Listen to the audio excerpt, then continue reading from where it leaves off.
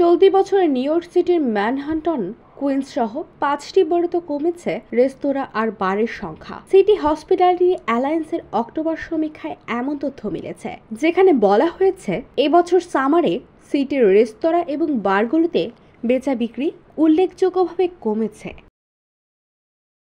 আর ব্যবসা মন্দার পেছনে অন্যতম কারণ হলো শ্রমিকের বাড়তি মজুরি, ভোক্তা উপস্থিতি কম, একই সাথে নিত্যপণ্যের চড়া দাম। এ জরিপে অংশ নিয়ে 53% ব্যবসায়ীরা বলেছেন শ্রমিকের মজুরি এখন তাদের প্রধান উদ্বেগ।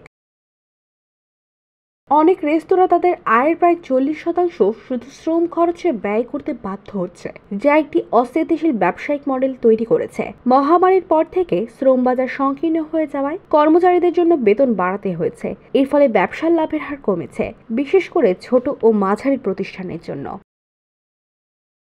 রেস্তোরাঁ মালিকেরা বলেছেন ভোক্তাদের মধ্যে বাইরে খাওয়ার প্রবণতা কমে গেছে। মহামারীর আগে যেখানে মানুষ বেশি ঘন ঘন বাইরে যেত, সেখানে এখন তারা কম খাচ্ছে এবং কম ব্যয় করছে। এছাড়াও তরুণ প্রজন্মের মধ্যে মদ্যপান কমে যাওয়া এবং গাঁজা সংস্কৃতির বিস্তার রেস্তোরাঁ ও বারের বিক্রয়ে প্রভাব ফেলেছে।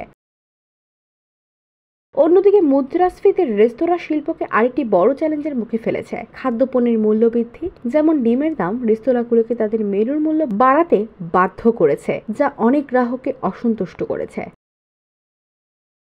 রেস্তোরাঁগুলো অতিরিক্ত খরচ মেটাতে মেনুর দাম বাড়াচ্ছে, ফলে গ্রাহকদের মধ্যে কেনাকাটার আচরণে পরিবর্তন দেখা যাচ্ছে। অনেক গ্রাহক একবার কম খাবার অর্ডার করছে এবং দামি খাবার বা পানীয় থেকে বিরত থাকছে। যদিও পরিস্থিতি জটিল, তবুও অনেক রেস্তোরাঁ মালিক বিশ্বাস করেন যে শিল্পটি পুনরুজ্জীবিত হবে। নিউ ইয়র্ক সিটি হসপিটালিটি অ্যালায়েন্সের নির্বাহী পরিচালক অ্যান্ড্রু রেগে স্থানীয় খাবার খাওয়ার এবং রেস্তোরাঁগুলোকে সমর্থন করার উপর গুরুত্ব দিয়েছেন। তিনি বলেছেন, নিউ ইয়র্কের প্রতিটি বড়তে অসাধারণ খাবারের অভিজ্ঞতা পাওয়া যায়।